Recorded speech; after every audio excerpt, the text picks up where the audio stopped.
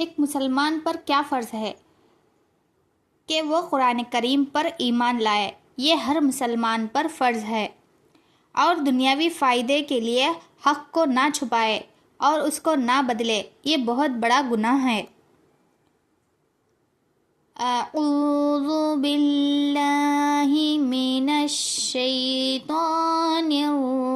الرجیم، بسم اللہ الرحمن الرحیم، وآمنوا بما انزلت مصدقا لما معكم ولا تكونوا أول كافر به ولا تشتروا بآياتي ثمنا قليلا وإياي فاتقون۔ اس آیت کا ترجمہ یہ ہے کہ اور اس قرآن پر ایمان لاؤ، یعنی کہ قرآن پر ایمان لاؤ جو میں نے نازل کیا ہے، جو تمہارے پاس موجود تورات کی تصدیق کرتا ہے، اور اس کے پہلے انکار کرنے والے نہ بنو، اور میری آیات کے بدلے معمولی قیمت حاصل نہ کرو، اور صرف مجھ سے ہی ڈرتے رہو۔ اس آیت کی تفسیر یہ ہے کہ اللہ تعالیٰ نے بنی اسرائیل کو حکم دیا کہ قرآن کریم پر ایمان لائے، کیونکہ یہ ان کی آسمانی کتاب تورات کی اصل تعلیمات تصدیق کرتا ہے۔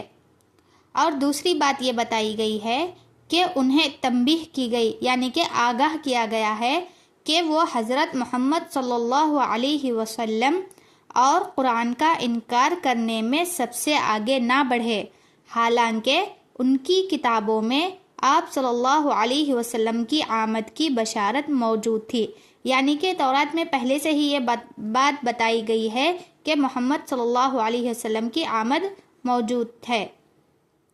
اور تیسری بات یہ بتائی گئی ہے کہ میری آیات کے بدلے تھوڑی قیمت نہ لو۔ یہ بات ترجمے میں آئی ہے کہ میری آیات کے بدلے تھوڑی قیمت نہ لو۔ اس کا مطلب یہ ہے کہ دنیاوی فائدے، منصب، مال یا لوگوں کی خوشنودی کا مطلب لوگوں کی خوشی کے لیے اللہ کے احکام کو نہ چھپاؤ، نہ بدل دو، اور نہ ہی حق کو ترک کرو۔ ترک کا مطلب ہے چھوڑنا۔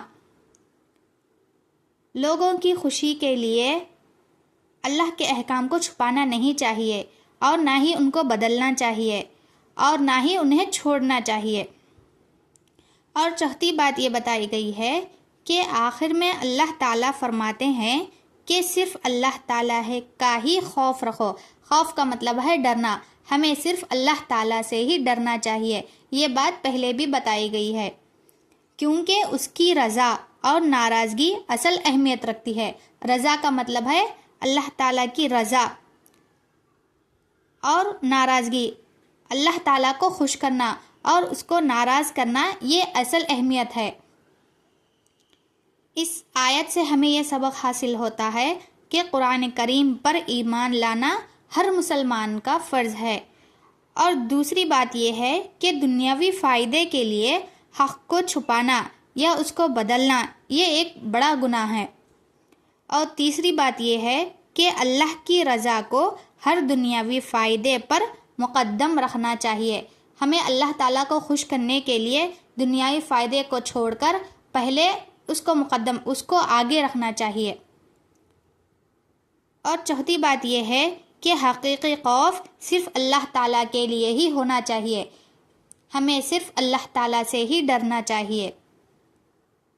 اسی طرح کی اور بھی ویڈیوز دیکھنے کے لیے اس ویڈیو کو لائک اور چینل کو سبسکرائب ضرور کر لیجئے، تاکہ آپ لوگوں کو اس طرح کی اور بھی ویڈیوز دیکھنے کو ملے اور آپ لوگوں کو قرآن سیکھنے اور سمجھنے کا موقع ملے۔ اللہ حافظ۔ السلام علیکم ورحمۃ اللہ وبرکاتہ۔